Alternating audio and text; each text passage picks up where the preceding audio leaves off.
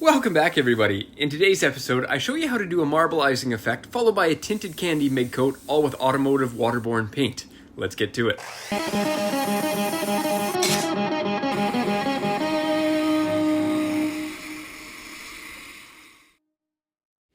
So to start off here, I'm going to lay down a black base coat in the area where my effect is going to be.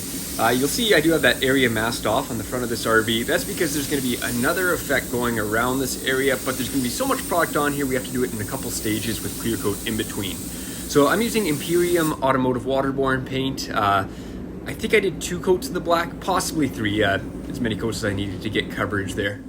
And with our black flashed off, it's time to lay the first color for our effect. So I'm using Ford UX Ingot Silver. I just picked a nice sparkly factory silver. And you can see I'm laying it on there wet, a lot wetter than I normally would if I were painting something. And that's because we're going to come in immediately here. Shout out to Jordan Geiger there for helping me out with the masking poly here. And we're just getting that poly right into that paint, flattening it down and peeling it off.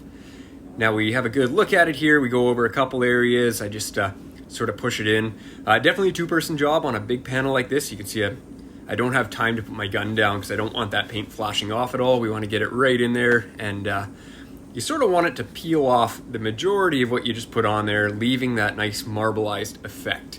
So ultimately, this is the most challenging part of the job, getting a nice consistent finish. And I did do a spray out I'll show you before we lay our candy over top of this, because I did obviously have to test and make sure everything was going to work out properly. I do stress that in pretty much all my custom videos.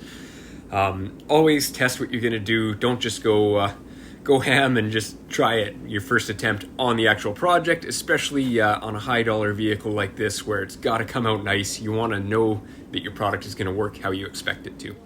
Now, one of the funny things about this particular job is that the only area we actually see is sort of that outer line where I'm pointing out there. Everything else, it's going to get sanded down around it, and then there's a nice chrome panel that actually sits in the center underneath the emblem and whatnot. So you don't actually see a lot of what we do here, but we need to make sure the areas you do see are going to be on point. So here we go in the second area. You see, I don't blend out, I don't fan my edges, I stop kind of hard. I leave a nice hard edge. That's because we need it wet, and if you fan it out at all with a waterborne paint like this, on the edges where you fanned out, it's going to flash really quickly. Flashing mean drying, or drying between coats essentially. And you don't want that flashing off because it's not going to peel off and leave the effect that you want in a case like this. So that's why I left a nice hard edge, just triggering everything I'm not fanning. So if that makes sense to you automotive painters, you'll understand it. Anyone just sort of bouncing through, doing my best to explain it to you. So we had to spray this front area in 3 main sections. I figured that was about as big as we could go without having my paint flashing off too quickly. And it worked out perfectly. I was really happy with the results on it. And let's talk about the candy while we're still spraying this. I'm going to show you a picture of the spray out I did shortly, both to test my marbleizing effect and tint my candy. And I ended up doing 3 tints for my candy, and then I tinted it a little further on the final coat when I was actually painting the RV. So I started with Ford RR Midcoat. That's Ford Ruby Red. It's a candy from the factory. It's got a tinted clear coat.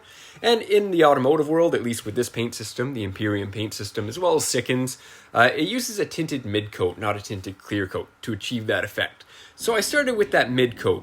And then, as you can see on the left-hand side of my spray out, it's a little bit too light. So I ended up darkening it up by increasing the concentration of the red in the binder. So essentially it's just a clear base coat with a little bit of transparent red. So I added some more of that red, and then I added a little bit of blue in there as well to just sort of darken it up and give it more of a maroon tone to match what was originally on this RV. And then I ended up doing a third tint, which you don't see on my spray out, and then I actually ended up doing a 4th tint as well on our final coat on the RV just to darken it up a touch more. So as you can see, like I said, and like I stress in every video where I do custom work, always do test panels. You really want to make sure you get the effect you're going for before you actually stick it on the vehicle. And as I get set up to spray my mid coat here, let's talk about guns real quick. For my base coat here, I'm just using my SATA 5000 1.3 HVLP, and it's just this is actually the first gun I bought professionally, and it's just my Automotive Waterborne base gun that I normally use for spraying base. And I'm just laying 1 coat of the candy on there. I'm spraying it about 26 psi, 26 to 27 psi is what I'm spraying all my coats at here.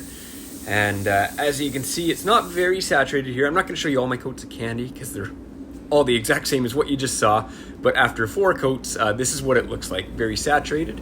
And we're gonna get right into the clear coat here. So everything is flash off here. I leave a lot of time between coats here because there's a lot of product from the couple coats of black base coat, putting on that silver a lot thicker than you normally would for an automotive base coat, and then 4 coats of candy over that. That's a lot of product, so I'm leaving a lot of flash time in between coats here. I think at the end I even left it for a full hour before spraying my clear coat. Usually you wait 10 to 15 minutes after spraying base or a waterborne base like this before you spray your clear, but in this case I gave that extra time to flash off just to let any of that water in there evaporate as much as possible before trapping anything in there with my clear coat.